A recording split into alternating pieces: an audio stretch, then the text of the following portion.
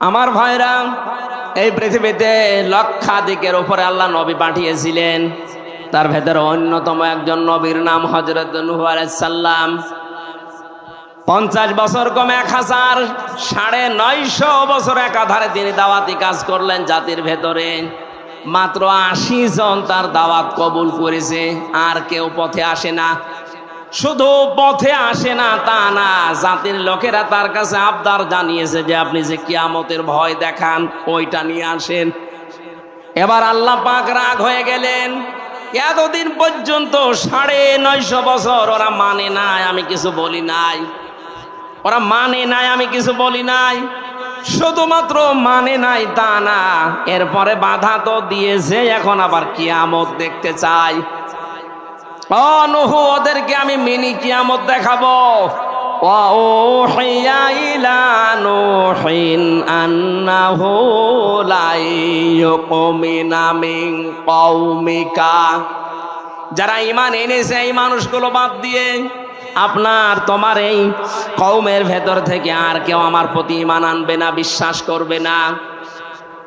প্রশ্ন আসতে পারে, আল্লাহ ঈমান আনার জন্যই নবীদেরকে পাঠিয়েছেন দুনিয়ায়, আর সেই নবীকেই জানাচ্ছেন যে আর কেউ ঈমান আনবে না।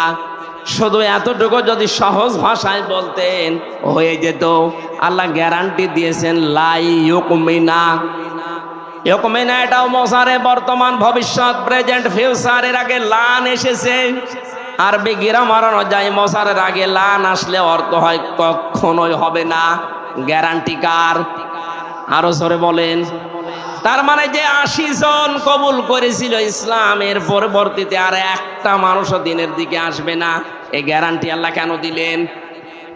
তাফসিরে খাজেন, তাফসিরে ফি জিলালিল কোরআন, জিলালিল কোরআনে বেশি পাবেন এটা। ইবনে সাইয়্যিদ কুতুব রাহমাতুল্লাহ আলাইহি ব্যাখ্যা করতে গিয়ে লিখেছেন এই মানুষগুলোর উপরে আল্লাহ মোহর মেরে দিলেন, হেদায়েত পাবে না। কেন? কারণ যে মানুষ এমনিতেই বাধা দেয় নবীদেরকে মেনে নেওয়া যায়, বাধা দিয়ে শেষ না, আবার আল্লাহর নিদর্শন কিয়ামত দেখতে চাচ্ছে। এই 15.5 বছর আমরা মানুষকে বহু বোঝানোর চেষ্টা করেছি। কিছু মানুষ এমনিতেই বাধা দেয়নি, শোনার ভান করে, না শোনার ভান করে চুপ থেকেছে। কিছু মানুষকে দেখেছি না শুনলেও বিরোধিতা করেছে। কথা বলেন না কেন? এই যে যারা বিরোধিতা করেন তাদের উপরে আল্লাহর নির্দেশে যে আপনাকে আল্লাহ হেদায়েতের মতো বড় দৌলত থেকে চির বঞ্চিত করে দেন।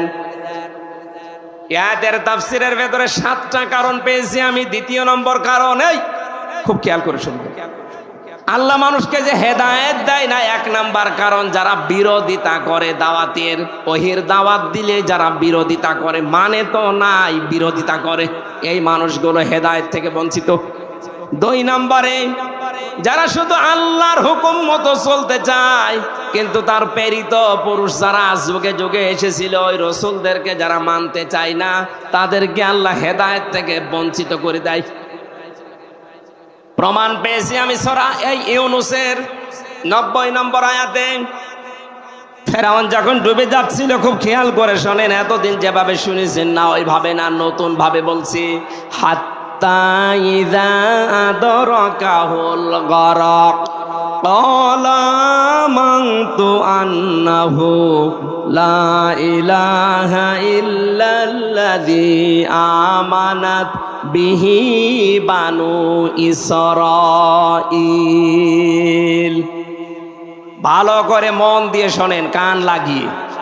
ফেরাউন যখন ডুবে যাচ্ছিল ওই সময় ঘোষণা দিয়েছে আমি ঈমান আনলাম ওই আল্লাহর উপরে যার উপরে বনি ইসরাইলরা ঈমান এনেছে। ওয়ানা মিনাল মুসলিমিন, আমি তো মুসলমান। এরপরও ফেরেশতারা আমারে বারবার সুবাই কেন? জবাব দিয়েছেন মুফাসসিরিন ইকরাম যে 7টা বললাম তার 2 নম্বরে ও কিন্তু শুধু আল্লাহ পাকের একাত্মবাদের ঘোষণাটা দিয়েছিল যে আল্লাহর উপরে আমি ঈমান আনলাম। কোন আল্লাহ? বনি ইসরাইল রাজার উপরে ঈমান এনেছে ওই আল্লাহ। এর পাশাপাশি যে ওই জামানার প্রেরিত পুরুষ যিনি হযরতে মুসা কালিমুল্লাহ, ওই জামানায় কেউ মুসলমান যদি হতে চায় তাহলে তার বলা লাগতো লা ইলাহা ইল্লাল্লাহ মুসা কালিমুল্লাহ। কথা বলে না কেন? এখন এই জামানায় ওই পরিত পুরুষ আর নেই, এখন আছে আরেকজন। এই জামানায় কেউ যদি এখন কালেমা পড়ে মুসলমান হতে চায়, শুধু লা ইলাহা ইল্লাল্লাহ বললে হবে না। এ জামানার যিনি পরিত পুরুষ, কিয়ামত পর্যন্ত যার নাম ঘোষণা আছে মুহাম্মাদুর রাসূলুল্লাহ, এই শব্দ আপনাকে বলা লাগবে। ফেরাউন ওই সময় আল্লাহ তোমাকে আমি মানি, ফেরাউন এই কথা বলার পরে জামানার প্রেরিত পুরুষ আল্লাহর রাসূল এবং আল্লাহর নবী হযরতে মুসা আলাইহিস সালাম কেউ মানে নাই, এই জন্য আল্লাহকে হেদায়েত দেয়নি। এই জামানায় এখন এই বাংলাদেশ সহ বিশ্বে যারা আমি নামাজ পড়ি, আমি রোজা রাখি, আমি হজ করে এসেছি, আমি আল্লাহ বিশ্বাস করি, আমিও জানি ওইটা, কিন্তু তার প্রেরিত পুরুষকে এই জামানায় এখন থেকে কিয়ামত পর্যন্ত আল্লাহর প্রেরিত পুরুষ আমাদের জন্য যিনি মুহাম্মাদুর রাসূলুল্লাহ, তার আদর্শ যদি আপনি মানতে না চান, নামাজ পড়ে রোজা রেখে হজ করে যাকাত দিয়ে মরণের সময় ফেরাউনের মতো মরণ হবে। আমি বোঝাতে না পারলে আবার রিপিট করছি, আজ যারা শুধুমাত্র আল্লাহর হুকুম বলেন, আমি কি নামাজ পড়ি না? নামাজ পড়ে, আমিও জানি, হুকুমটা কার? বলেন বলেন। আপনি তো বলেন আমি এত 7 লক্ষ টাকা খরচ করে হজ করে আসলাম, হ্যাঁ, হুকুমটা কার? কিন্তু তার হুকুম প্রেরিত পুরুষ যিনি, এখন তার 63 বছরের ভেতরে 23 বছর মেনে নেওয়া ফরজ আইন, মাস্ট বি, মানাই লাগবে। তার 23 বছরের ভেতরে 10 বছর তিনি কোরআন দিয়ে রাষ্ট্র চালিয়েছিলেন, কথা বলেন না কেন? আপনি তার 23 বছরের ভেতরে এই যে টয়লেটে গিয়েছেন 23 বছরে, না জাননি? কথা বলেন না কেন?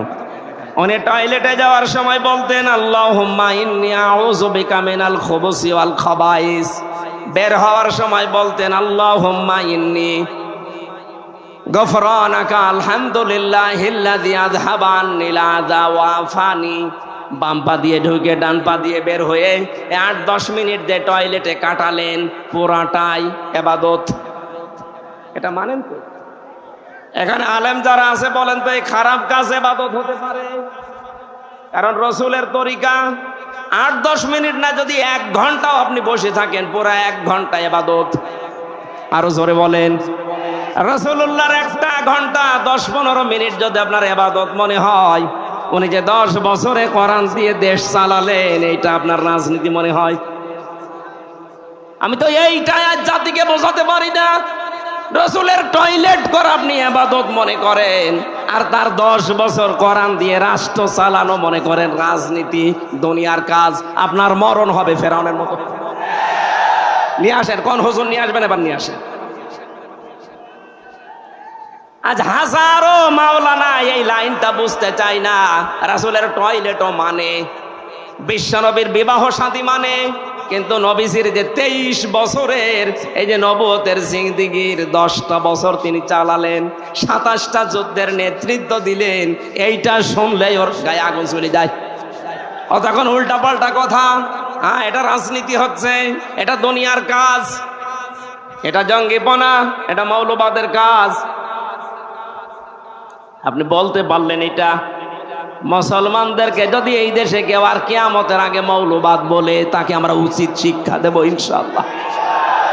কিসের মৌলবাদ?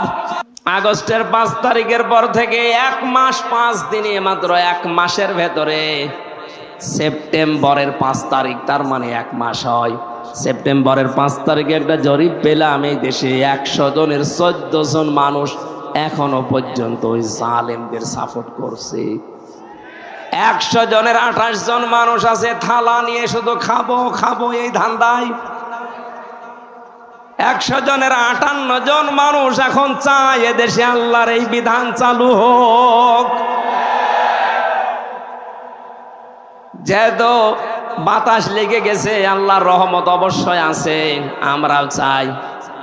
আর কিছুদিন যেতে দেন, দেখবেন এই দেশে 100 জনের 100 জনই চাইবে আল্লাহর এই বিধানটা কায়েম হোক।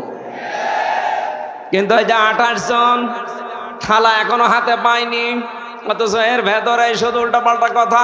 দেন দেন, কি দেব? এক লোক বিবাহ করার পরে বাসর রাতে বউ রেখে বাইরে গেছে।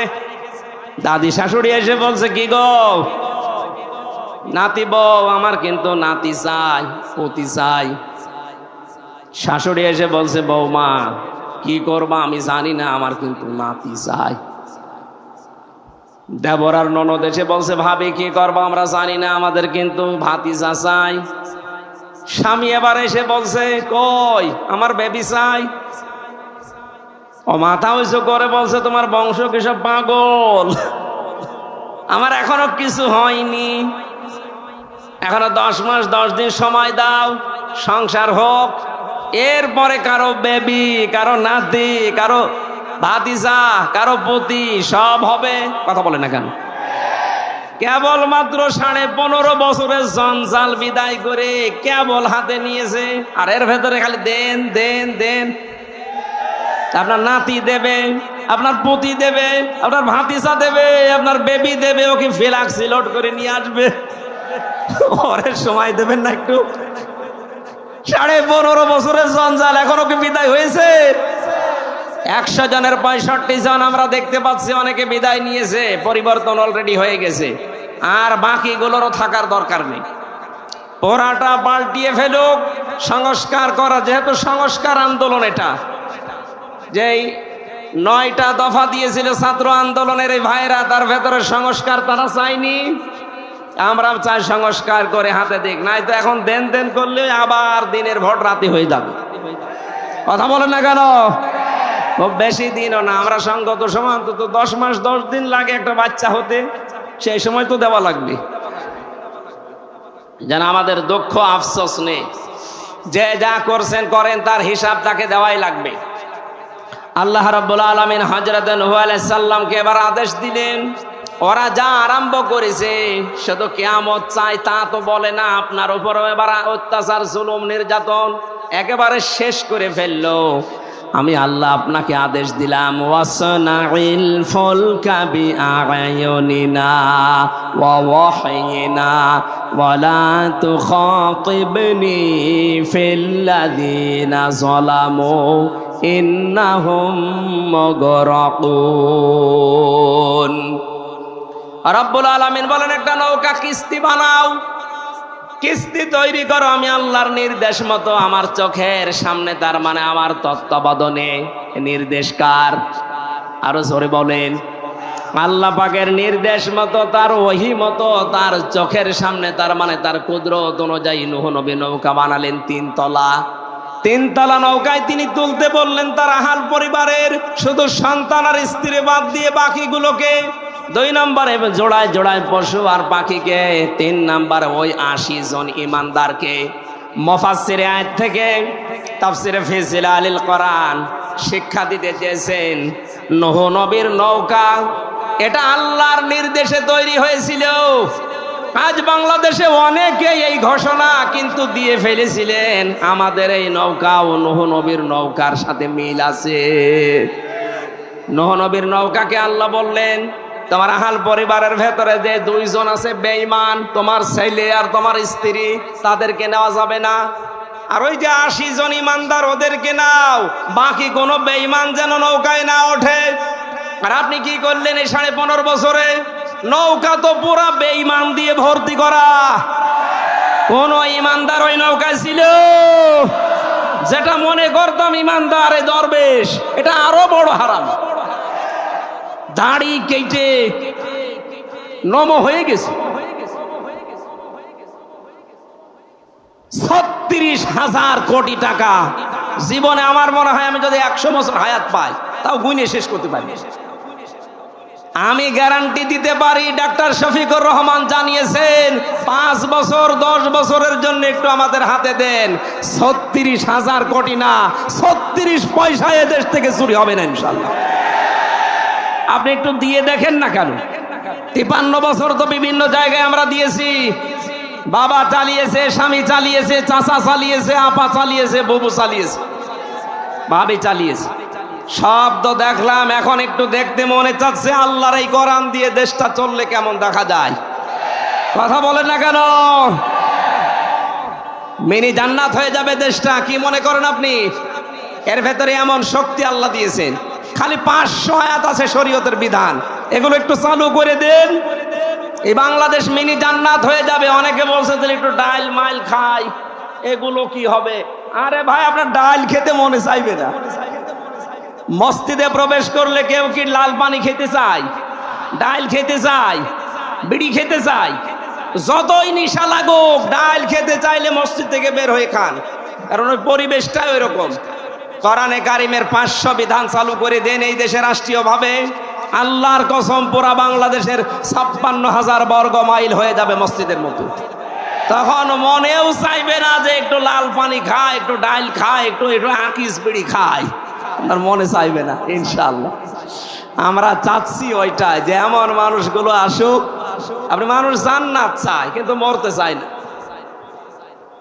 ন্যায় বিচার চাই বারবার, অথচ ন্যায় বিচার করবে যারা সৎ লোক, সে মানুষগুলোকে আমরা দিতে চাই না। এক কথা বলেন না কেন? সুতরাং নূহ নবীর নৌকায় ওঠার শর্ত ছিল ইমানদার হওয়া লাগবে, আর আমাদের এমন নৌকা বেঈমান হওয়া লাগবে। আল্লাহ তাআলা বলেন, নৌকা যখন ছাড়বা সাবধান, ওয়ালা তুখাতিবনি ফিল্লাযিনা যালামু ইন্নাহুম মুগরাকুন। ওদেরকে আমি যখন ডুবাবো, এই জালেমদেরকে ডুবন্ত অবস্থায় দেখে, ওটা যদি ছেলে হয়, স্ত্রী হয়, তারপরও আমি আল্লাহর কাছে ওকে বাঁচানোর জন্য কোনো কথা বলতে পারবো না। আমার মনে হয় সেই পরিবেশে 15.5 বছর পরে আল্লাহ দিয়ে দিয়েছে। নৌকা যেমন ডুবতেছে, জালেমরাও বিভিন্ন জায়গায় ডুবতেছে। কথা বলেন না কেন? ইমানদার আমরা যারা আছি, যারা নির্যাতন, অত্যাচার, জুলুমের শিকার ছিলাম, এই মাজলুম মানুষ, ওদের দৃশ্য দেখে এখন যদি মায়া কান্না করে, না এটা আমার অমক দোলা ভাইয়ের শালীর মেয়ের অমক ছিল, এটা বাঁচাও না, জালেমদের ক্ষমা নেই। কথা বলেন না কেন? এ ফতোয়া আমি নিজে বানালাম, ওয়ালা তুখাতিবনি ফিল্লাযিনা যালামু। জালেমদের পক্ষে ওকালতি করবেন না, ওদের শাস্তি যদি না হয়, নূহ আলাইহিস সালাম বলেছিলেন, রব্বিলা তাদার আলাল আরদি মিনাল কাফিরিনা দাজ্জারা। ওদের একটা আন্ডা বাচ্চা পর্যন্ত যেন জীবিত না থাকে, কারণ যেইটা বাঁচবে ওইটা আরেকটা হারামি জন্ম দেবে। আমরা চাচ্ছি আল্লাহর এই ফতোয়াকে সামনে রেখে কোনো জালেমের পক্ষে ওকালতি করব না, ওর যা শাস্তিও আগে পাক, তাহলে এই দেশে আর কেউ নতুন করে জুলুম করার সাহস দেখাবে না ইনশাআল্লাহ। হাদিস পড়েছিলাম, যে ব্যক্তি কোরআন শরীফ পড়ে আর কোরআনকে এজহার করার চেষ্টা করে, এজহারের 7টা অর্থ আছে প্রধান। এর প্রথম অর্থ এজহার মানে দাঁড় করানো, এজহার মানে কি? এরপরে স্পষ্ট করা, এজহার মানে বিজয়ী করা। সুতরাং যে ব্যক্তি কোরআন আমরা পড়ি, যারা কোরআনকে বিজয়ী করার জন্য যদি চেষ্টা চালায়, ফাহাল্লা হালালাহু ওয়া হাররামা হারামাহু, এর ভেতরে হালালকে হালাল জেনে তখন আমরা মানতে পারবো, হারামকে হারাম জানার পরে তখন ছেড়ে দেওয়া সহজ হবে। কথা বলেন না কেন? আল্লাহর নবী বলেন, আদখালাহুল্লাহুল জান্নাহ। যদি পরিবেশ এরকম হয়ে যায়, কোরআন যদি বিজয়ী থাকে, হালালকে হালাল জেনে মানতে পারো, হারামকে হারাম জেনে ছেড়ে দিতে পারো, দেখবা পুরা পরিবেশটাই জান্নাতের পরিবেশ হয়ে যাবে। ওখান থেকে বিদায় নিলেই আদখালা, এটা মাঝি, নবীজি বলেন আদখালাহুল্লাহুল জান্নাহ, আল্লাহ তাকে জান্নাতে দিয়েই দিয়েছে। আমরা এরকম একটা দেশ চাই না যেখানে মরলেই জান্নাত পাওয়া যাবে। কথা বলেন ঠিক কিনা? আল্লাহ এরকম একটা পরিবেশ, আমার জীবনের সবচাইতে বড় আকাঙ্ক্ষা, তামান্না, যে এইটা দিয়ে দেশ চলছে, এটা যেন দেখে মরতে পারে। আরো জোরে বলেন আমিন, বলেন আমিন। এখানে হারাজন শব্দের অর্থ আমি তাফসিরে পেয়েছি 2টা, একটু খেয়াল করে করে শুনবেন। 1 নম্বরে, যখন আপনি কোরআন মানুষের সামনে উপস্থাপন করবেন, আপনার এই কথা শোনার পরে সামনে যারা বসে আছে অনেক মানুষ এমন থাকবে, আপনার বক্তব্য না বোঝার কারণে তারা মন খারাপ করতে পারে। এরকম শ্রোতা নেই দেশে? বলেন না কেন? এটা যে আছে তার প্রমাণ আমার এই কুষ্টিয়ায় কয়েকদিন আগে মাওলানা সাদিকুর রহমান আজহারি উনি কোরআন দিয়েই কথা বলছিলেন। তাফসিরের নাম বলার পরেও কিছু মানুষ দেখলাম রেগে গেছে। এটা অবশ্যই তারা না বোঝার কারণে রাগ করেছে। কথা বলা লাগবে। কোন মুসলমান দাবি করার পরে আল্লাহর কোরআনের কথা শুনলে রাগ হবে এমন মুসলমান এই দেশে আছে না? নেই। হয়তো না বোঝার কারণে মন খারাপ করে। আর একটা কারণ আছে, দ্বিতীয় নম্বর কারণ হচ্ছে আবহমান কাল থেকে এমন এমন নিয়ম নীতি ইসলাম মনে করে আমাদের এই দেশগুলোতে পালন করা হচ্ছে, আসলে যেটা ইসলামে নেই। কোরআনের ব্যাখ্যা করতে গেলে ওইগুলো তো টিকবে না, কারণ কোরআন হচ্ছে আলো, আর যত পাপাচারের কাজ আছে সব হচ্ছে অন্ধকার। আপনারা দেখবেন এই পৃথিবীতে তিনটা প্রাণী দিনের আলোতে বের হয় না, রাতের আধারে বের হয়, পেঁচা, বাদুর আর চামচিকা। সূর্যের আলো যতক্ষণ থাকে ওরা কিন্তু বের হয় না। রাতের আধার যখন শেষ যায়, অন্ধকার হয়ে যায়, তখন ওরা বের হয়। বের হয়েই ঠিক থাকে না, মানুষের ফসল নষ্ট করে, কলা নষ্ট করে, পানের বরজ নষ্ট করে। এক কথা বলে না কেন? এটা আমরা দেখেছি, তাই বাস্তব বলছি। দিনের আলো, সূর্যের আলো এদের পছন্দ হয় না, রাতের অন্ধকার এদের ভালো লাগে। এই জন্য এদের নামও দেখেন ডিজিটাল নাম, পেঁচা, বাদুর, চামচিকা। এর নাম শুনে বোঝা যাচ্ছে চেহারা কেমন হবে। কথা বলে দেখেন। যদি আজ বাস্তবে অনেকের নামের সাথে বাস্তবের মিল পাওয়া যাচ্ছে না, যিনি পালিয়েছেন ওনার নামটা কিন্তু অনেক সুন্দর ছিল, হাসিনা। হাসিনা মানে সুন্দরী। হাসিনা মানে কি? এত একটা সুন্দর নাম নিয়ে এমন ঘৃণিত কাজ করে গেল দুনিয়াতে। আপনি জরিপ দেখেছেন, সারা পৃথিবীতে কয়েকজন মানুষের নাম ঘৃণার তালিকায় এখন আছে, তার ভেতরে এই মহিলার নাম। মানুষ নামটা নেয় কিন্তু গালি হিসাবে। এই যে ইয়াজিদ নামে যে লোকটা, এও অত্যাচারী ছিল, এও স্বৈরাচার ছিল। নামটা কিন্তু ভালো, কিন্তু স্বৈরাচার অত্যাচারী হওয়ার কারণে আল্লাহ নামটা গালি বানিয়ে দিয়েছে। আমার মনে হয় কালের আবর্তে, যুগের বিবর্তনে দেখবেন এই সুন্দরী নামটাও একদিন গালি হয়ে যাবে। কারণ যার জীবনে জুলুম বেশি, যার জীবনে অত্যাচার বেশি, তাকে সৃষ্টি জগতের কাছে আল্লাহ ঘৃণিত করে দেয়। আরে দায়িত্ব আল্লাহ নিজে নিয়েছেন। বাস্তবতা এটাই। দেখেন, কোন হিন্দুকে যদি বলেন ভাই আপনার ছেলে হয়েছে ইয়াজিদ, রাখেন, এটা নাম হলো গালি। এমনকি কাউকে যদি রাগাতে চান, শুধু কার কাছে বলবেন ইয়াজিদের বাচ্চা, এমনি রেগে যাবে। মারাও লাগবে না, চোখ গরম দেওয়া লাগবে না, শুধু বলবেন ইয়াজিদের বাচ্চা, রেগে বাঘ হয়ে যাবে। কথা বলে না কেন? এত সুন্দর নামকে জুলুম করার কারণে আল্লাহ যদি এত ঘৃণিত বানিয়ে দিতে পারেন, তা আপনার নাম যতই ভালো হোক, যে কাজ করলেন, আমি তো নিজেরটাই বলছি, আমার উপরে আপনি যা করেছেন নির্দেশ দিয়ে, 3টা বছরে যত অত্যাচার, জুলুম আর নির্যাতন আমার উপরে গিয়েছে। ব্যারিস্টার আরমানের কথা, আমান আজমি ভাইয়ের কথা বাদ দিলাম, ওনার তো আরো উপরে। আমারে 10 দিন আপনি মাটির নিচে যেভাবে রেখে দিয়েছিলেন, কোন মানুষের সাথে এই করে আমার বিশ্বাস হয় না।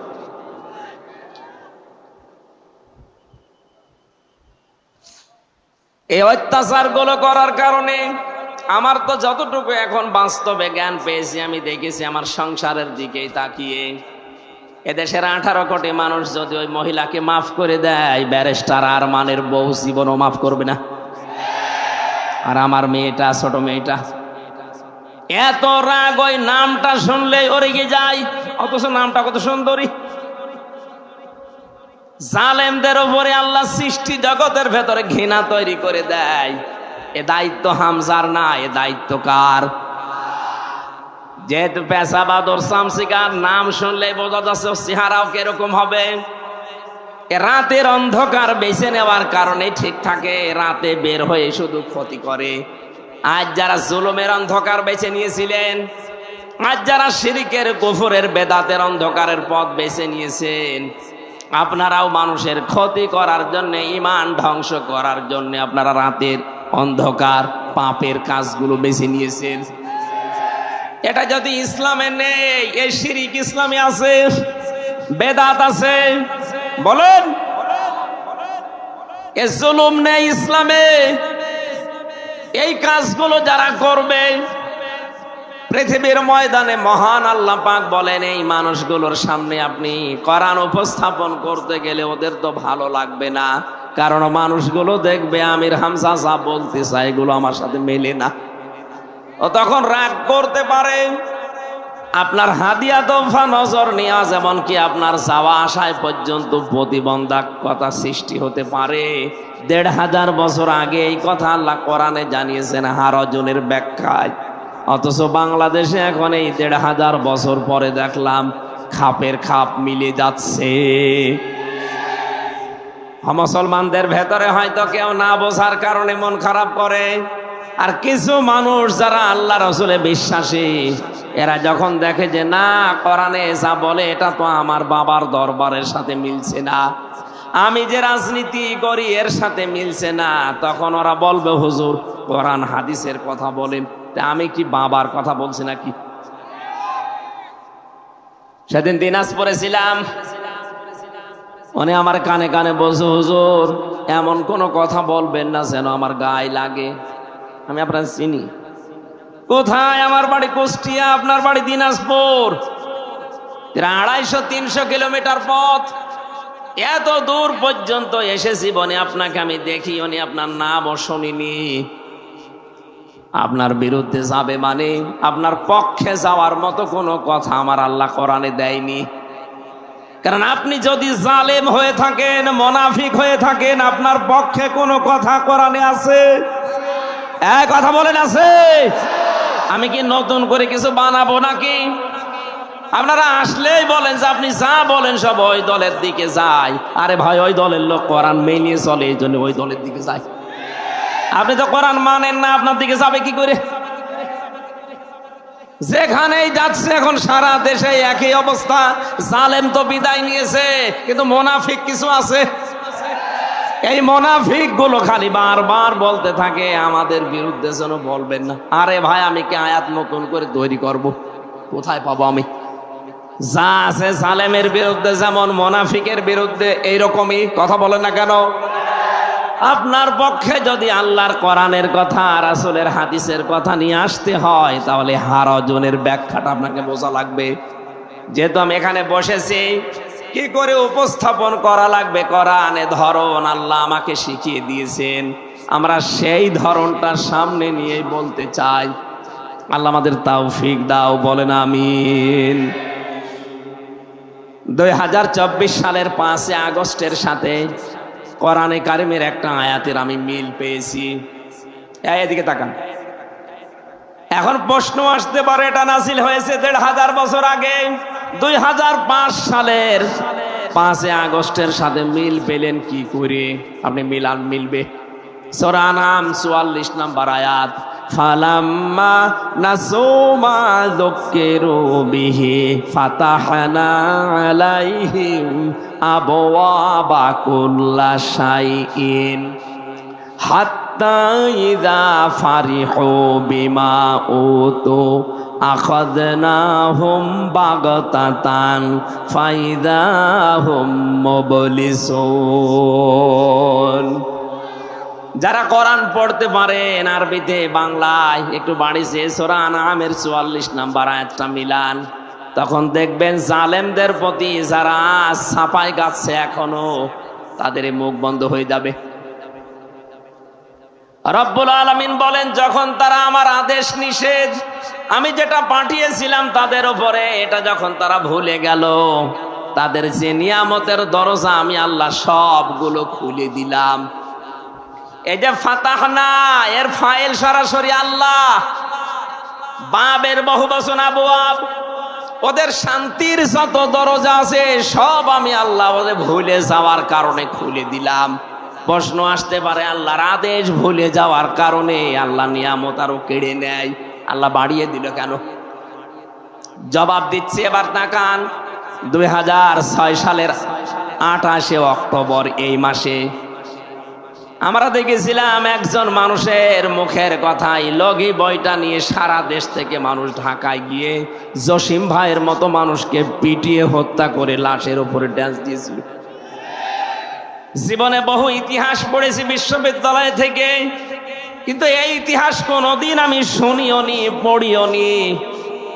দেখা তো দূরের কথা, যে জীবনে আশরাফুল মাখলুকাত মানুষ হত্যা করার পরে তার লাশের উপরে ড্যান্স দেওয়া যায়।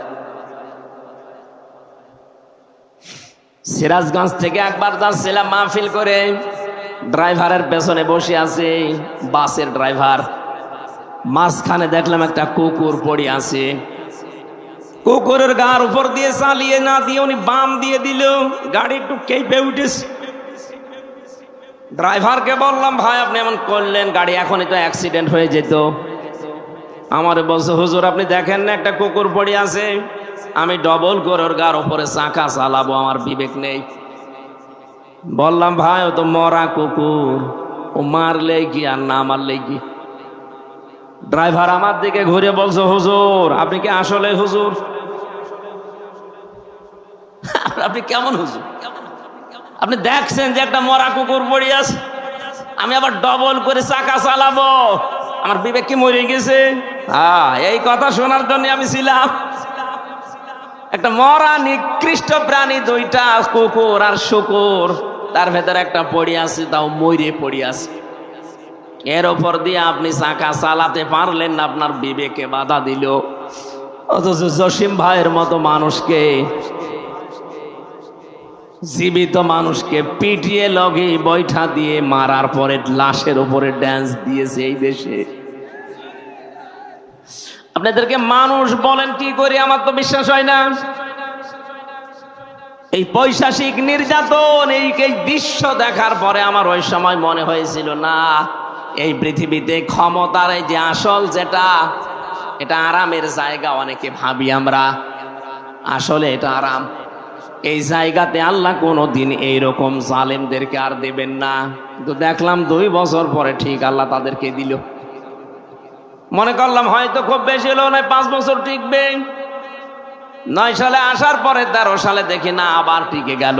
সে যেভাবেই হোক, 13 সালের পরে মনে করেছিলাম না না আর টেকার মতো কায়দা নেই।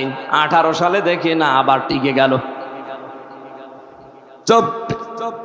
24 সালে আসার পরে দেখলাম না, তারা আবার টিকে গেল। মনে মনে ভাবছি, আল্লাহ তোমার কোরআনে তুমি নিজেই জানিয়েছ, মানুষ যখন তোমার নিয়ামত পাওয়ার পরে ভুলে যায়, তখন তাদের শান্তির দরজাগুলো তুমি খুলে দাও। কিন্তু পরের শব্দে তুমি কি বললে? হাত্তা ইযা ফারিহু বিমা উতু, যখন তারা আমার দানকৃত এই বস্তু, এই শান্তি, স্বস্তি, নিরাপত্তা, প্রভাব প্রতিপত্তি, ক্ষমতা, এগুলো পাওয়ার পরে যখন আনন্দে আত্মহারা হয়ে যায়, আল্লাহ বলেন আখাযনাহুম বাগতাতান, আমি আল্লাহ আকস্মিক ভাবে তাদেরকে আমি নিজে ধরি। আপনি বলেন তো 2006-এর এই অক্টোবরের 28 তারিখের পর থেকে 24 আগস্টের 5 তারিখ পর্যন্ত কোন সম্ভাবনা ছিল যে এরা পড়ে যেতে পারে? না। এদেশে বিএনপির মতো এত বড় দল, জামাত ইসলামের মতো এত বড় দল বহু চেষ্টা চালিয়েছে, 15.5 বছর এক চুলও নড়াতে পারে নাই। অথচ আল্লাহ নিজে মনে হচ্ছে ছাত্র ছাত্রীদের সাথে আবাবিল পাঠিয়েছিল,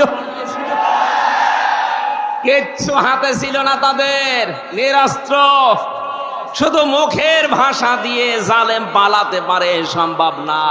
আল্লাহ বলেন আখাযনাহুম, আমি নিজে ধরেছি, বাগতাতান, আকস্মিক ভাবে। এমন আকস্মিক ভাবে ধরেছে, দুপুরের খাবার খাবে সে সময় পায়নি। পরের শব্দ তো আরো কঠিন। আল্লাহ পাক বলেন ফাইদাহুম মুবলিসুন, তাদেরকে আকস্মিক ভাবে ধরার পরে তারা হতাশ হয়ে পড়েছে। এদের চেহারার ভেতরে যে হতাশার ছাপ, এর বাস্তব চিত্র এই দরবেশ। আপনি দরবেশ যেদিন কোটে তোলে দেখেছেন চেহারা, চেহারা তো বোঝা যাচ্ছিল না, পচা ডিম খাওয়ার পরে তো একটু বোঝা গিয়েছে। আমি আরো বেশি দেখেছি ওই কালা মানিককে, কলার পাতায় আল্লাহ শুয়েছে, এমনকি ওর বিচি উড়ে গেছে, ওর সংসার করার কাজ শেষ।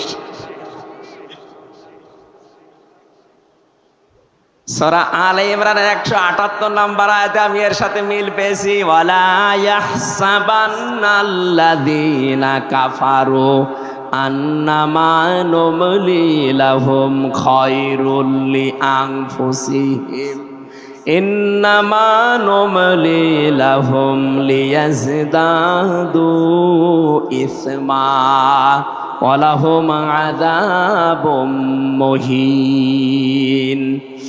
কাফেরেরা ধারণা করেছে তাদের এই কম ক্ষমতা আল্লাহ মনে হয় তাদের ভালোবেসে দিয়েছে তাদের কল্যাণের জন্য, কিন্তু না, মানুষ যদি সত্যি জুলুমের পথ বেছে নেয়, ইন্নামা নুমলি লাহুম লিয়াজদাদু ইসমা, আল্লাহ পাক বলেন ওই মানুষগুলোর পাপের বোঝা দিনের পরে দিন তখন পরিপূর্ণ হতে থাকে। এ 15.5 বছরে একদম তাই হয়েছে, পরিপূর্ণ যখন হয়ে গেছে পাপের বোঝা, ওয়ালাহুম আযাবুম মুহিন, ওদের জন্য অপমানজনক শাস্তি আল্লাহ রেডি করে রেখেছে। যেটা এখন দেখতে পাচ্ছি, একটা দেশ কত নিম্নগামী হলে, কত দুর্নীতিগ্রস্ত হলে জাতীয় মসজিদের ইমাম পর্যন্ত পালিয়ে যায়। 350 এমপি একবারে পালিয়েছে, পৃথিবীর ইতিহাসে আমি পড়ে পাইনি। ওই 850 বছর আগের এক ইতিহাস পড়েছিলাম, লক্ষণ সেন পালিয়েছিল, আরে 850 বছর পরে পৃথিবীর ইতিহাস পাল্টিয়ে ওনার নাতি পাল্টিয়েছে। কথা বলে না কেন? কোরআনের এই আয়াত থেকে আমি যেটা পেয়েছি, এই এদিকে তাকান, আল্লাহ রাব্বুল আলামিন যেটা জানাতে চেয়েছেন তাদের জন্য অপমানজনক শাস্তি আমি আল্লাহ রেডি করে রাখি, যারা জুলুম করবে এবং যারা জালেমদের সহযোগী হবে। জাতীয় মসজিদের ইমাম তো সম্মানের পাত্র, অথচ কয়েকদিন আগে যে অপমান হয়েছে এই মহিন শব্দটা ওর সাথে মিলে যায়। মুসল্লিদের পক্ষ থেকে জুতা পিটা করেছে, ও বলছে আমার গায়ে জুতা লাগেনি। ওরে শয়তান, এতগুলো জুতা খেয়েছে তো বলো জুতা লাগেনি, আর কত অপমান হবেন।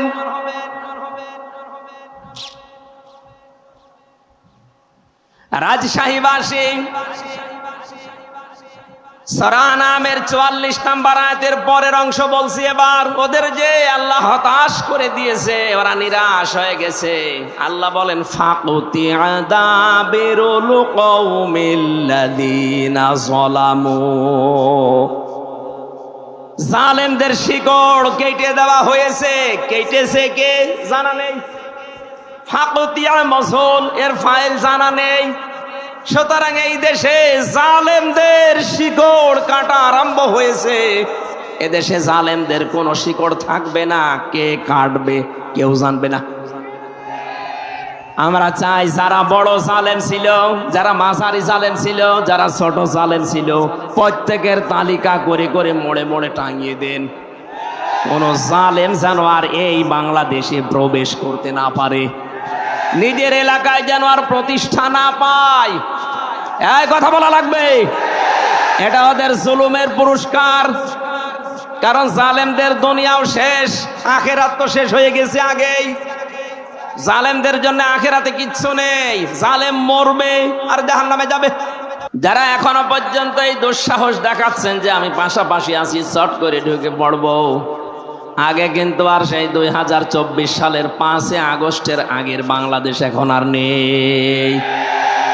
আমি সারা বাংলাদেশের 560টার উপরে থানায় ঘুরছি, সারা দেশে অবস্থায় একই। জালেম দেখলেই তাদের শিকড় কেটে দিচ্ছে, কোরআন জানাচ্ছে, কে কাটছে জানা নেই। জালেমদের ভেতরে ভয় লাগিয়েছে কে? যারা নিজেরা ভয় পায় তার প্রমাণ ওই যে গোপালগঞ্জের উনি বলছে, আপা ভয় পাবেন না, আপনি ঘাবড়াবেন না, আপনি ঘাবড়ালে আমরা নরম হয়ে যায়। ওরা যে নরম হয়েছে, ওদের শিকড় যে কেটে গেছে, এ কথা কার?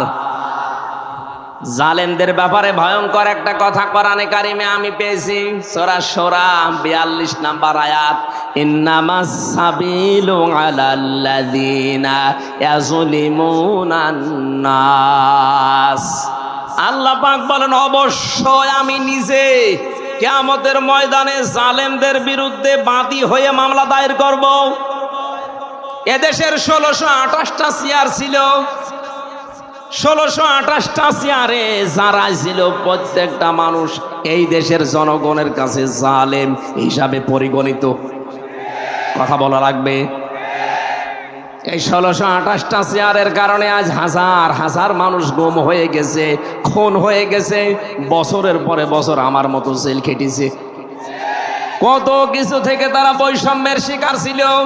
এমনিতেই ছেলে মেয়েরা ফুসে ওঠেনি, বিশ্ববিদ্যালয় থেকে অনার্স মাস্টার্স করে ফার্স্ট ক্লাস ফার্স্ট হওয়ার পরেও তার জায়গায় সে যেতে পারবে না।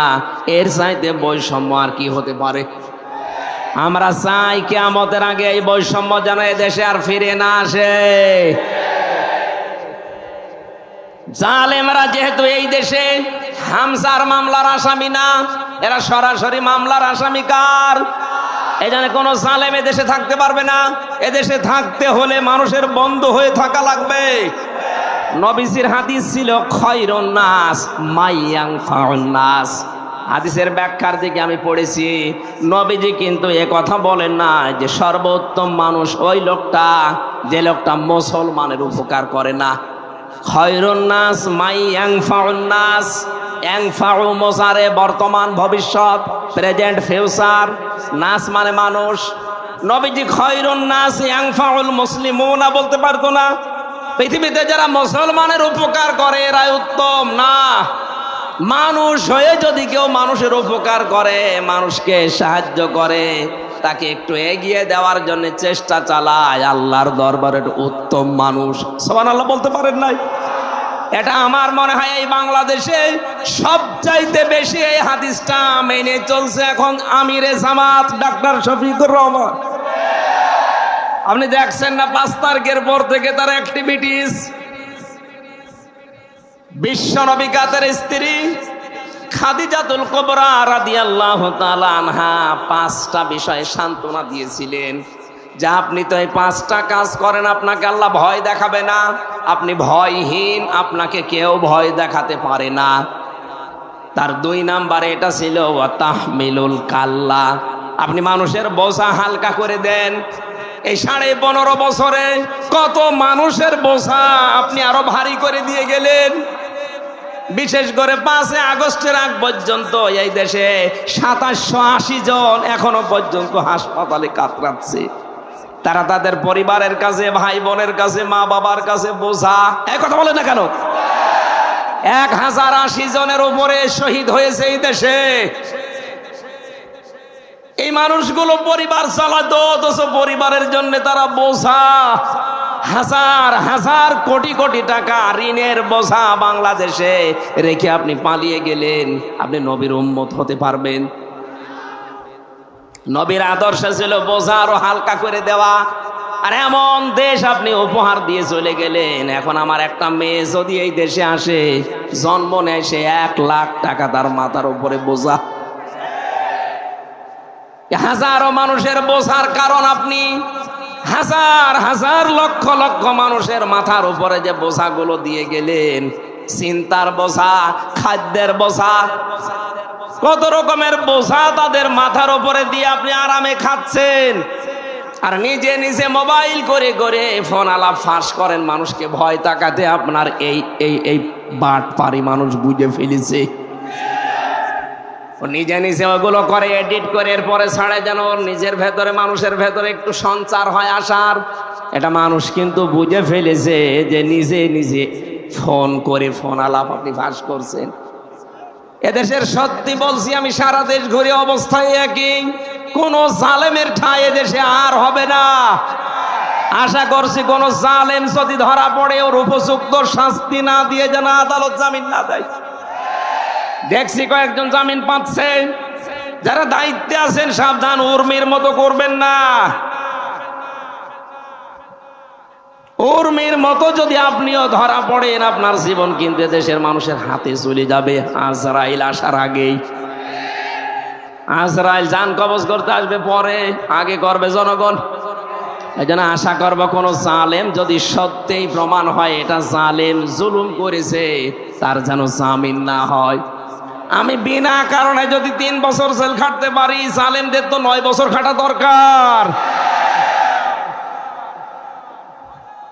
এই কথা বলা যাবে না, কথা বোঝার চেষ্টা করো। আমি যে কথাটা বোঝাতে চাচ্ছি, আমরা যেহেতু এমন একটা পরিবেশ, এমন একটা দেশ চাচ্ছি, বিশ্ব নবীকে তার স্ত্রী সান্ত্বনা দিয়েছিলেন, হে আমার স্বামী আপনি কখনো ভয় পাবেন না, কারণ যে মানুষগুলো মানুষের বোঝা হালকা করে দেয় তাদেরকে আল্লাহ নির্ভয় করে দেয়। এর বাস্তব প্রমাণ যার নাম বললাম, এই লোকটা। আমি নিজে তার সাথে ছিলাম। তার যে তাকওয়া, এই লোকটার যে ইবাদত বন্দেগী আমি কাছ থেকে দেখেছি, আল্লাহর উপরে তার যে তাওয়াক্কুল ভরসা এমনি এমনি তৈরি হয়নি। এই মানুষটা একামতের দিনের এই লাইনে আসার পর থেকে জীবন উৎসর্গ করে দিয়েছে মানবতার জন্য। এই দেশে 18 কোটি মানুষের এই একজনের নামে শুধু বানায় ডাক্তার শফিকুর রহমান, মানবতার ফেরিওয়ালা। বিশ্ব নবীকে তার স্ত্রী খাদিজা বলেছিল এটা।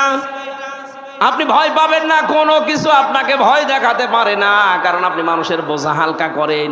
আপনি কোন নবীর উম্মত দাবি করছেন, মানুষের বোঝা আর ভারী করে দিচ্ছেন। আমার পরিবারে 3টা বছরে যে বোঝা তৈরি করে দিয়ে গেলেন, আমার বাবা অসুস্থ, আমার মা অসুস্থ, আমার ম্যাডাম লাইফ সাপোর্টে ছিল কয়েকদিন আগেও, মেয়েটা আইসিইউতে, আর আমি জেলখানায় পড়ে আছি 3 বছর।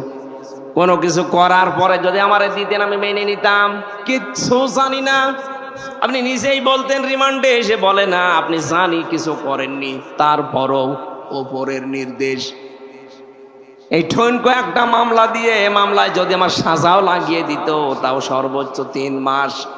অথচ 33 বারের উপরে মামলাটা আমার সিএমএম কোর্ট, জজ কোর্ট, হাইকোর্ট। 33 বার আমার বাবা, আমার চাচা, আমার যারা শুভাকাঙ্ক্ষী ছিল জোর জোর করে তুলেছিল মামলা, জামিন দেয়নি। কয়েকদিন আগে মামলাটা পুরা খারিজ হয়ে গেছে। বিচারপতি ওইটা দেখার পরে বলছে, কি দেখে বিচার করবো, এর ভেতরে কোনো মাল নেই। যা, এর ভেতরে মাল নেই। 3 বছর তো মামলা আপনার কাছে ছিল, এতদিন তো বলেননি যে মাল নেই। উনি এই কথাই আমারে বলতো। আমি পরে পরবর্তীতে কথা বলেছিলাম, বলছো হুজুর আমার হাত বাঁধা। আমি জানি শুধু ওনার না, এখন যেহেতু ওনার হাত খোলা, এখন ন্যায় বিচার করতে পারছে। এদেশে 1628টা চেয়ার আছে, আব্দুল হান্নান ভাই সহ প্রত্যেকটি মানুষের চেয়ারের হাত যেন আবু সাইদের মতো খোলা থাকে।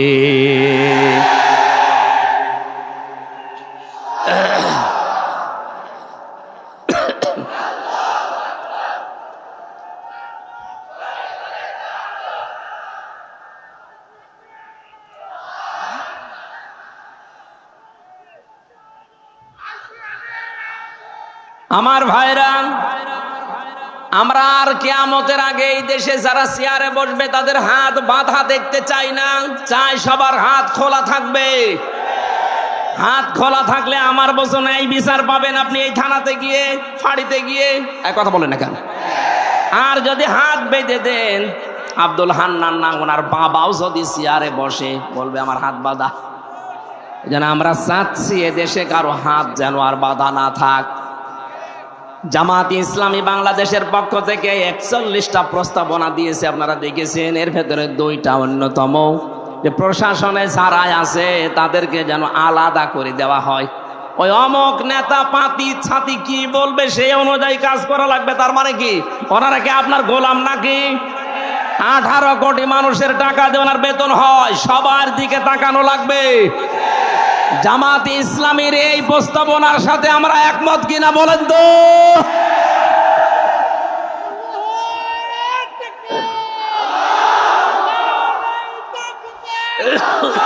আলহামদুলিল্লাহ।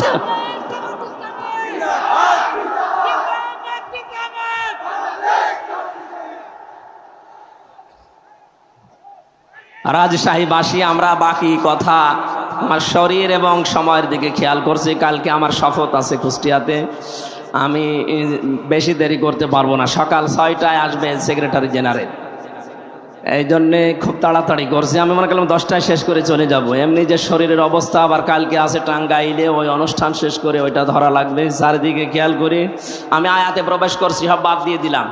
সূরা হুদ থেকে একটা মাত্র আয়াত পড়েছি, 36 নম্বর আয়াত। এখন এই ঐতিহাসিক প্রেক্ষাপটের ব্যাকগ্রাউন্ড, এরপরে শিক্ষা, এগুলো সব বলতে গেলে অনেক সময় যাবে। আমি সব বাদ দিয়ে সরাসরি প্রবেশ করছি, নাকি জবান ছেড়ে আমরা কোরআনে প্রবেশ করি। আউযু বিল্লাহি মিনাশ শাইতানির রাজিম, বিসমিল্লাহির রহমানির রহিম। وأوحي إلى نوح أنه لا يؤمن من قومك إلا من قد آمن فلا تبتئس بما كانوا يفعلون।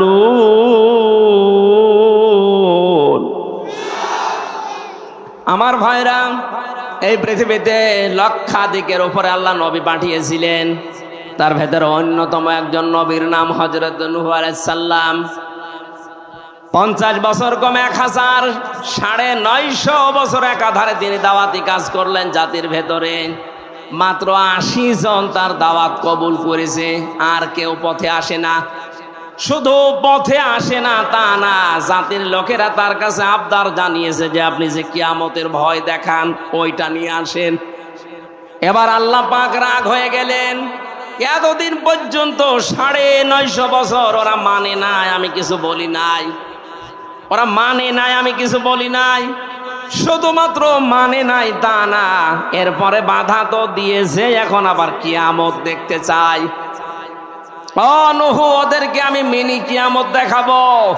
ওয়াউহিয়া ইলা নূহিন আন্নাহু লা ইউমিনা মিন কওমিকা।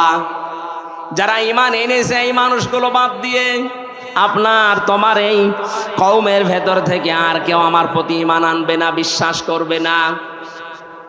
প্রশ্ন আসতে পারে, আল্লাহ ঈমান আনার জন্যই নবীদেরকে পাঠিয়েছেন দুনিয়ায়, আর সেই নবীকেই জানাচ্ছেন যে আর কেউ ঈমান আনবে না। শুধু এতটুকু যদি সহজ ভাষায় বলতেন হয়ে যেত।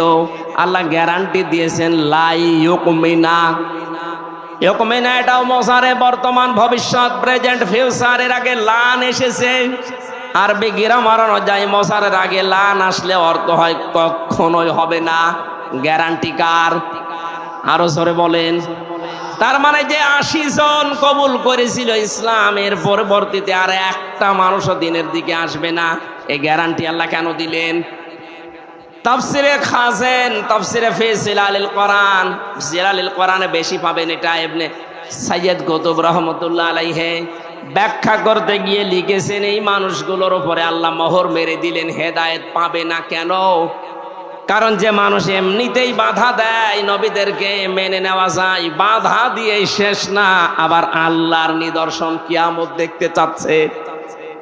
এই 15.5 বছর আমরা মানুষকে বহু বোঝানোর চেষ্টা করেছি। কিছু মানুষ এমনিতেই বাধা দেয়নি, শোনার ভান করে, না শোনার ভান করে চুপ থেকেছে। কিছু মানুষকে দেখেছি না শুনলেও বিরোধিতা করেছে। কথা বলেন না কেন? এই যে যারা বিরোধিতা করেন তাদের উপরে আল্লাহর নির্দেশে যে আপনাকে আল্লাহ হেদায়েতের মতো বড় দৌলত থেকে চির বঞ্চিত করে দেন। আয়াতের তাফসীরের ভেতরে 7টা কারণ পেয়েছি আমি। দ্বিতীয় নম্বর কারণ, এই খুব খেয়াল করে শুনবেন, আল্লাহ মানুষকে যে হেদায়েত দেয় না, 1 নাম্বার কারণ যারা বিরোধিতা করে দাওয়াতের, ওহির দাওয়াত দিলে যারা বিরোধিতা করে, মানে তো নাই, বিরোধিতা করে, এই মানুষগুলো হেদায়েত থেকে বঞ্চিত। 2 নম্বরে যারা শুধু আল্লাহর হুকুম মতো চলতে চায়, কিন্তু তার প্রেরিত পুরুষ যারা যুগে যুগে এসেছিল ওই রাসূলদেরকে যারা মানতে চায় না, তাদেরকে আল্লাহ হেদায়েত থেকে বঞ্চিত করে দেয়। প্রমাণ পেয়েছি আমি সূরা ইউনূসের 90 নম্বর আয়াতে। ফেরাউন যখন ডুবে যাচ্ছিল, খুব খেয়াল করে শোনেন, এতদিন যেভাবে শুনেছেন না ওইভাবে না, নতুন ভাবে বলছি। হাত্তা ইযা আদরাকাহুল গরক ক্বালা আমানতু আন্নাহু লা ইলাহা ইল্লাল্লাযী আমানাত বিহি বানু ইসরাঈল। ভালো করে মন দিয়ে শোনেন, কান লাগিয়ে। ফেরাউন যখন ডুবে যাচ্ছিল ওই সময় ঘোষণা দিয়েছে, আমি ঈমান আনলাম ওই আল্লাহর উপরে যার উপরে বনি ইসরাইলরা ঈমান এনেছে। ওয়ানা মিনাল মুসলিমিন, আমি তো মুসলমান। এরপরও ফেরেশতারা আমারে বারবার সুবাই কেন? জবাব দিয়েছেন মুফাসসিরিন ইকরাম যে 7টা বললাম তার 2 নাম্বারে ও কিন্তু শুধু আল্লাহ পাকের একাত্মবাদের ঘোষণাটা দিয়েছিল যে আল্লাহর উপরে আমি ঈমান আনলাম। কোন আল্লাহ? বনি ইসরাইল রাজার উপরে ঈমান এনেছে ওই আল্লাহ। এর পাশাপাশি যে ওই জামানার প্রেরিত পুরুষ যিনি হযরতে মুসা কালিমুল্লাহ, ওই জামানায় কেউ মুসলমান যদি হতে চায় তাহলে তার বলা লাগতো লা ইলাহা ইল্লাল্লাহ মুসা কালিমুল্লাহ। কথা বলে না কেন? এখন এই জামানায় ওই প্রেরিত পুরুষ আর নেই, এখন আছে আরেকজন। এই জামানায় কেউ যদি এখন কালেমা পড়ে মুসলমান হতে চায়, শুধু লা ইলাহা ইল্লাল্লাহ বললে হবে না। এ জামানার যিনি পরিত পুরুষ, কিয়ামত পর্যন্ত যার নাম ঘোষণা আছে মুহাম্মাদুর রাসূলুল্লাহ, এই শব্দ আপনাকে বলা লাগবে। ফেরাউন ওই সময় আল্লাহ তোমাকে আমি মানি, ফেরাউন এই কথা বলার পরে জামানার প্রেরিত পুরুষ আল্লাহর রসুল এবং আল্লাহর নবী হযরতে মুসা আলাইহিস সালাম কেউ মানে নাই, এই জন্য আল্লাহকে হেদায়েত দেয়নি। এই জামানায় এখন এই বাংলাদেশ সহ বিশ্বে যারা আমি নামাজ পড়ি, আমি রোজা রাখি, আমি হজ করে এসেছি, আমি আল্লাহ বিশ্বাস করি, আমিও জানি ওইটা, কিন্তু তার প্রেরিত পুরুষকে এই জামানায় এখন থেকে কিয়ামত পর্যন্ত আল্লাহর প্রেরিত পুরুষ আমাদের জন্য যিনি মুহাম্মদুর রাসূলুল্লাহ, তার আদর্শ যদি আপনি মানতে না চান, নামাজ পড়ে রোজা রেখে হজ করে যাকাত দিয়ে মরণের সময় ফেরাউনের মতো মরণ হবে। আমি বোঝাতে না পারলে আবার রিপিট করছি, আজ যারা শুধুমাত্র আল্লাহর হুকুম বলেন, আমি কি নামাজ পড়ি না? হ্যাঁ নামাজ পড়ে, আমিও জানি। হুকুমটা কার? বলেন বলেন। আপনি তো বলেন আমি এত 7 লক্ষ টাকা খরচ করে হজ করে আসলাম, হ্যাঁ হুকুমটা কার? কিন্তু তার হুকুম প্রেরিত পুরুষ যিনি এখন, তার 63 বছরের ভেতরে 23 বছর মেনে নেওয়া ফরজে আইন, মাস্ট বি, মানায় লাগবে। তার 23 বছরের ভেতরে 10 বছর তিনি কোরআন দিয়ে রাষ্ট্র চালিয়েছিলেন। কথা বলেন না কেন? আপনি তার 23 বছরের ভেতরে এই যে টয়লেটে গিয়েছেন 23 বছরে, না যাননি? কথা বলেন না কেন? উনি টয়লেটে যাওয়ার সময় বলতেন আল্লাহুম্মা ইন্নী আউযু বিকা মিনাল খুবুসি ওয়াল খাবাইস। বের হওয়ার সময় বলতেন আল্লাহুম্মা ইন্নী গফরানাকা আলহামদুলিল্লাহিল্লাযী আযহাবা আন্নিল আযা ওয়া আফানি। বাম পা দিয়ে ঢুকে ডান পা দিয়ে বের হয়ে 8-10 মিনিট যে টয়লেটে কাটালেন, পুরাটাই ইবাদত। এটা মানেন তো?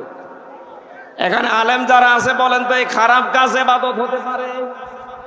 কারণ রসুলের তরিকা 8-10 মিনিট না, যদি 1 ঘন্টাও আপনি বসে থাকেন, পুরো 1 ঘন্টা ইবাদত। আরো জোরে বলেন। রাসূলুল্লাহর 1 ঘন্টা 10-15 মিনিট যদি আপনার ইবাদত মনে হয়, উনি যে 10 বছরে কোরআন দিয়ে দেশ চালালেন এইটা আপনার রাজনীতি মনে হয়? আমি তো এইটাই আজ জাতিকে বোঝাতে পারি না। রসুলের টয়লেট করা আপনি ইবাদত মনে করেন, আর তার 10 বছর কোরআন দিয়ে রাষ্ট্র চালানো মনে করেন রাজনীতি, দুনিয়ার কাজ। আপনার মরণ হবে ফেরাউনের মতো। নিয়ে আসেন, কোন হুজুর নিয়ে আসবেন? এবার নিয়ে আসেন। আজ হাজারো মাওলানা এই লাইনটা বুঝতে চাই না। রাসূলের টয়লেটও মানে, বিশ্বনবীর বিবাহ শাদী মানে, কিন্তু নবীজির যে 23 বছরের এই যে নবুয়তের জিন্দেগির 10টা বছর তিনি চালালেন, 27টা যুদ্ধের নেতৃত্ব দিলেন, এইটা শুনলেই ওর গায়ে আগুন চলে যায়। অত এখন উল্টা পাল্টা কথা। হ্যাঁ, এটা রাজনীতি হচ্ছে, এটা দুনিয়ার কাজ, এটা জঙ্গিপনা, এটা মৌলবাদের কাজ। আপনি বলতে পারলেন এটা? মুসলমানদেরকে যদি এই দেশে কেউ আর কিয়ামতের আগে মৌলবাদ বলে, তাকে আমরা উচিত শিক্ষা দেব ইনশাআল্লাহ। কিসের মৌলবাদ? আগস্টের 5 তারিখের পর থেকে 1 মাস 5 দিনে, মাত্র 1 মাসের ভেতরে সেপ্টেম্বরের 5 তারিখ, তার মানে 1 মাস হয়। সেপ্টেম্বরের 5 তারিখে একটা জরিপ পেলাম, এই দেশে 100 জনের 14 জন মানুষ এখনো পর্যন্ত ওই জালেমদের সাপোর্ট করছে। 100 জনের 28 জন মানুষ আছে থালা নিয়ে শুধু খাবো খাবো এই ধান্দায়। 100 জনের 58 জন মানুষ এখন চায় এদেশে আল্লাহর এই বিধান চালু হোক। যেহেতু বাতাস লেগে গেছে, আল্লাহর রহমত অবশ্যই আছে, আমরাও চাই আর কিছুদিন যেতে দেন, দেখবেন এই দেশে 100 জনের 100 জনই চাইবে আল্লাহর এই বিধানটা কায়েম হোক। কিন্তু এই যে 28 জন থালা এখনো হাতে পায়নি, অথচ এর ভেতরে শুধু উল্টা পাল্টা কথা। দেন দেন, কি দেব? এক লোক বিবাহ করার পরে বাসর রাতে বউ রেখে বাইরে গেছে, দাদি শাশুড়ি এসে বলছে, কি গো নাতি বউ, আমার কিন্তু নাতি চাই, পতি চাই। শাশুড়ি এসে বলছে, বৌমা কি করবা আমি জানি না, আমার কিন্তু নাতি চাই। দেবর আর ননদ এসে বলছে, ভাবি কি করবা আমরা জানি না, আমাদের কিন্তু ভাতিজা চাই। স্বামী এবার এসে বলছে, কই আমার বেবি চাই। ও মাথা উঁচু করে বলছে, তোমার বংশ কিসব পাগল, আমার এখনো কিছু হয়নি, এখনো 10 মাস 10 দিন সময় দাও, সংসার হোক, এরপরে কারো বেবি, কারো নাতি, কারো ভাতিজা, কারো পতি সব হবে। কথা বলে না কেন? কেবল মাত্র 15.5 বছরের জঞ্জাল বিদায় করে কেবল হাতে নিয়েছে, আর এর ভেতরে খালি দেন দেন দেন। আপনার নাতি দেবে, আপনার পতি দেবে, আপনার ভাতিজা দেবে, আপনার বেবি দেবে, ওকে ফ্লাক্সি লোড করে নিয়ে আসবে। ওরে সময় দেবেন না একটু? 15.5 বছরের জঞ্জাল, এখন ওকে বিদায় হয়েছে। 100 জনের 65 জন আমরা দেখতে পাচ্ছি অনেকে বিদায় নিয়েছে, পরিবর্তন অলরেডি হয়ে গেছে, আর বাকিগুলোরও থাকার দরকার নেই। পোড়াটা পাল্টিয়ে ফেলুক, সংস্কার করা, যেহেতু সংস্কার আন্দোলন, এটা যেই 9টা দফা দিয়েছিল ছাত্র আন্দোলনের এই ভাইরা, তার ভেতরে সংস্কার তারা চায়নি, আমরা চাই সংস্কার করে হাতে দিক, নাই তো এখন দেন দেন করলে আবার দিনের ভোট রাতে হয়ে যাবে। কথা বলেন না কেন? খুব বেশি দিনও না, আমরা সঙ্গত সময় অন্তত 10 মাস 10 দিন লাগে একটা বাচ্চা হতে, সেই সময় তো দেওয়া লাগবে। যেন আমাদের দুঃখ আফসোস নেই, যে যা করছেন করেন, তার হিসাব তাকে দেওয়াই লাগবে।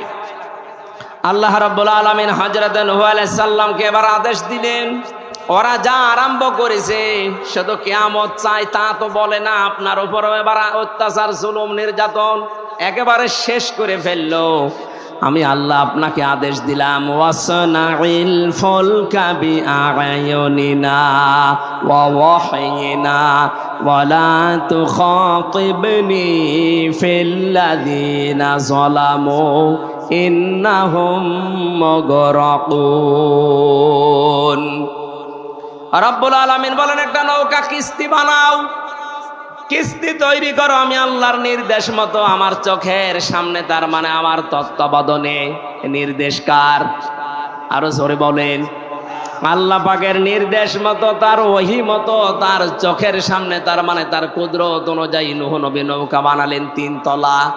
3 তলা নৌকায় তিনি তুলতে বললেন তার আহাল পরিবারের শুধু সন্তান আর স্ত্রী বাদ দিয়ে বাকিগুলোকে। 2 নম্বরে জোড়ায় জোড়ায় পশু আর পাখিকে। 3 নম্বরে ওই 80 জন ইমানদারকে। মুফাসসিরে আয়াত থেকে তাফসিরে ফি জিলালিল কোরআন শিক্ষা দিতে চেয়েছেন, নূহ নবীর নৌকা এটা আল্লাহর নির্দেশে তৈরি হয়েছিল। আজ বাংলাদেশে অনেকে এই ঘোষণা কিন্তু দিয়ে ফেলেছিলেন, আমাদের এই নৌকা ও নূহ নবীর নৌকার সাথে মিল আছে। নূহ নবীর নৌকাকে আল্লাহ বললেন, তোমার আহাল পরিবারের ভেতরে যে দুইজন আছে বেঈমান, তোমার ছেলে আর তোমার স্ত্রী, তাদেরকে নেওয়া যাবে না। আর ওই যে 80 জন ইমানদার, ওদেরকে নাও, বাকি কোনো বেঈমান যেন নৌকায় না ওঠে। আর আপনি কি করলেন এই 15.5 বছরে? নৌকা তো পুরা বেঈমান দিয়ে ভর্তি করা। কোন ইমানদার ওই নৌকায় ছিল? যেটা মনে করতাম ইমানদার এই দরবেশ, এটা আরো বড় হারাম। দাড়ি কেটে নম হয়ে গেছে। 36,000 কোটি টাকা। জীবনে আমার মনে হয় আমি যদি 100 বছর হায়াত পাই, তাও গুনে শেষ করতে পারি। আমি গ্যারান্টি দিতে পারি, ডাক্তার শফিকুর রহমান জানিয়েছেন 5 বছর 10 বছরের জন্য একটু আমাদের হাতে দেন, 36,000 কোটি না, 36 পয়সা এ দেশ থেকে চুরি হবে না ইনশাআল্লাহ। আপনি একটু দিয়ে দেখেন না কেন? 53 বছর তো বিভিন্ন জায়গায় আমরা দিয়েছি। বাবা চালিয়েছে, স্বামী চালিয়েছে, চাচা চালিয়েছে, আপা চালিয়েছে, বুবু চালিয়েছে, ভাবি চালিয়েছে, সব তো দেখলাম। এখন একটু দেখতে মনে চাচ্ছে আল্লাহর এই কোরআন দিয়ে দেশটা চললে কেমন দেখা যায়। কথা বলেন না কেন? মিনি জান্নাত হয়ে যাবে দেশটা। কি মনে করেন আপনি? এর ভেতরে এমন শক্তি আল্লাহ দিয়েছেন। খালি 500 আয়াত আছে শরীয়তের বিধান, এগুলো একটু চালু করে দেন, এই বাংলাদেশ মিনি জান্নাত হয়ে যাবে। অনেকে বলছে যে একটু ডাল মাইল খাই, এগুলো কি হবে? আরে ভাই, আপনার ডাল খেতে মনে চাইবে না। মসজিদে প্রবেশ করলে কেউ কি লাল পানি খেতে চায়, ডাল খেতে চায়, বিড়ি খেতে চায়? যতই নিশা লাগুক, ডাল খেতে চাইলে মসজিদ থেকে বের হয়ে খান, কারণ ওই পরিবেশটাই ওই রকম। কোরআনে কারিমের 500 বিধান চালু করে দেন এই দেশে রাষ্ট্রীয় ভাবে। আল্লাহর কসম, পুরা বাংলাদেশের 56,000 বর্গ মাইল হয়ে যাবে মসজিদের মতো। তখন মনেও চাইবে না যে একটু লাল পানি খায়, একটু ডাল খায়, একটু আকিস বিড়ি খায়, আর মনে চাইবে না ইনশাআল্লাহ। আমরা চাচ্ছি ওইটাই, যে এমন মানুষগুলো আসুক। আপনি মানুষ জান্নাত চায় কিন্তু মরতে চায় না, ন্যায় বিচার চাই বারবার, অথচ ন্যায় বিচার করবে যারা সৎ লোক, সে মানুষগুলোকে আমরা দিতে চাই না। এই কথা বলেন না কেন? সুতরাং নূহ নবীর নৌকায় ওঠার শর্ত ছিল ইমানদার হওয়া লাগবে, আর আমাদের এমন নৌকা বেঈমান হওয়া লাগবে। আল্লাহ তাআলা বলেন, নৌকা যখন ছাড়বা সাবধান, ওয়ালা তুখাতিবনি ফিল্লাযিনা যালামু ইন্নাহুম মুগরাকুন। ওদেরকে আমি যখন ডুবাবো, এই জালেমদেরকে ডুবন্ত অবস্থায় দেখে, ওটা যদি ছেলে হয়, স্ত্রী হয়, তারপরও আমি আল্লাহর কাছে ওকে বাঁচানোর জন্য কোনো কথা বলতে পারবা না। আমার মনে হয় সেই পরিবেশে 15.5 বছর পরে আল্লাহ দিয়ে দিয়েছে। নৌকা যেমন ডুবতেছে, জালেমরাও বিভিন্ন জায়গায় ডুবতেছে। কথা বলেন না কেন? ইমানদার আমরা যারা আছি, যারা নির্যাতন, অত্যাচার, জুলুমের শিকার ছিলাম, এই মাজলুম মানুষ, ওদের দৃশ্য দেখে এখন যদি মায়া কান্না করে, না এটা আমার অমক দুলা ভাইয়ের শালীর মেয়ের অমক ছিল, এটা বাঁচাও না, জালেমদের ক্ষমা নেই। কথা বলেন না কেন? এ ফতোয়া আমি নিজে বানালাম। ওয়ালা তুখাতিবনি ফিল্লাযিনা যালামু, জালেমদের পক্ষে ওকালতি করবেন না। ওদের শাস্তি যদি না হয়, নূহ আলাইহিস সালাম বলেছিলেন, রব্বিলা তাযার আলাল আরদি মিনাল কাফিরিনা দাজ্জারা। ওদের একটা আন্ডা বাচ্চা পর্যন্ত যেন জীবিত না থাকে, কারণ যেইটা বাঁচবে ওইটা আরেকটা হারামি জন্ম দেবে। আমরা চাচ্ছি আল্লাহর এই ফতোয়াকে সামনে রেখে কোনো জালেমের পক্ষে ওকালতি করব না। ওর যা শাস্তিও আগে পাক, তাহলে এই দেশে আর কেউ নতুন করে জুলুম করার সাহস দেখাবে না ইনশাআল্লাহ। হাদিস পড়েছিলাম, যে ব্যক্তি কোরআন শরীফ পড়ে আর কোরআনকে এজহার করার চেষ্টা করে, এজহারের 7টা অর্থ আছে প্রধান। এর প্রথম অর্থ, এজহার মানে দাঁড় করানো। এজহার মানে কি? এরপরে স্পষ্ট করা। এজহার মানে বিজয়ী করা। সুতরাং যে ব্যক্তি কোরআন আমরা পড়ি, যারা কোরআনকে বিজয়ী করার জন্য যদি চেষ্টা চালায়, ফাহাল্লা হালালাহু ওয়া হাররামা হারামাহু, এর ভেতরে হালালকে হালাল জেনে তখন আমরা মানতে পারবো, হারামকে হারাম জানার পরে তখন ছেড়ে দেওয়া সহজ হবে। কথা বলেন না কেন? আল্লাহর নবী বলেন, আদখালাহুল্লাহুল জান্নাহ। যদি পরিবেশ এরকম হয়ে যায়, কোরআন যদি বিজয়ী থাকে, হালালকে হালাল জেনে মানতে পারো, হারামকে হারাম জেনে ছেড়ে দিতে পারো, দেখবা পুরা পরিবেশটাই জান্নাতের পরিবেশ হয়ে যাবে। ওখান থেকে বিদায় নিলেই আদখলা, এটা মাঝি, নবীজি বলেন আদখলাহুল্লাহুল জান্নাহ, আল্লাহ তাকে জান্নাতে দিয়েই দিয়েছে। আমরা এরকম একটা দেশ চাই না যেখানে মরলেই জান্নাত পাওয়া যাবে, কথা বলেন ঠিক কিনা? আল্লাহ এরকম একটা পরিবেশ, আমার জীবনের সবচাইতে বড় আকাঙ্ক্ষা, তামান্না, যে এইটা দিয়ে দেশ চলছে এটা যেন দেখে মরতে পারে।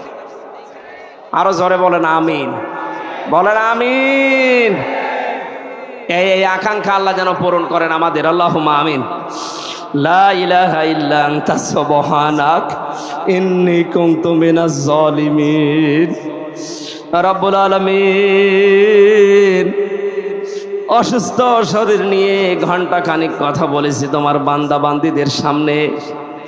কোরআনে কারিমের যে কথা বোঝাতে চেয়েছি আশা করি সবাই বুঝেছে, এটা আমল করার তৌফিক সবাইকে দিয়ে দাও।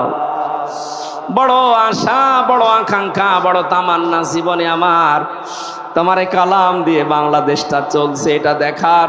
আল্লাহ আমার চর্ম চোখে এটা দেখে মরার তৌফিক দিও। যে পরিবেশ তুমি আমাদের হাতে তুলে দিলে, পরিবেশটা তুমি দীর্ঘস্থায়ী করে দাও। কোরআনে কারিম যেন তোমার এই জমিনে বাস্তবায়ন হয়ে যায়, বান্দা বান্দীদের মন দিল এই দিকে ঝুঁকিয়ে দাও। এ বিশাল আয়োজন করতে গিয়ে বাংলাদেশ জামাত ইসলামী কিশোরহাট পৌরসভার উদ্যোগে যারা শ্রম দিল, আল্লাহ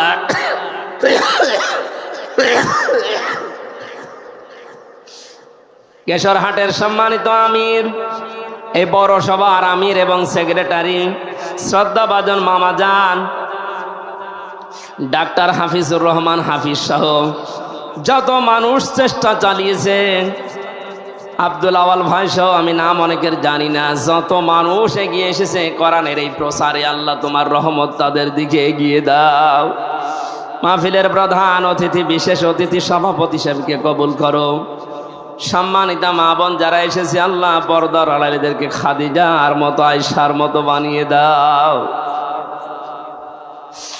রব্বুল আলামিন, রাজশাহীতে আসলে তোমার যে যুবক বান্দাগুলো কোরআনের মহাব্বতে দৌড়িয়ে আছে, আমার শরীফ ভাই, হাফিজ ভাই, আব্দুর রশিদ সহ নাম না জানা যত যুবকেরা, এদেরকে তুমি ওমরের মতো বানিয়ে দাও।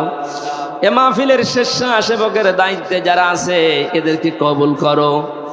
প্রশাসনের যে ভাইগুলো এসেছে, নিজেদের মা বাবা, আত্মীয় স্বজন, সন্তান আদি ছেড়ে বাংলার বিভিন্ন প্রান্তে যারা দায়িত্ব পালন করে, আল্লাহ এদের দায়িত্বটা ইবাদত হিসাবে মেনে নাও।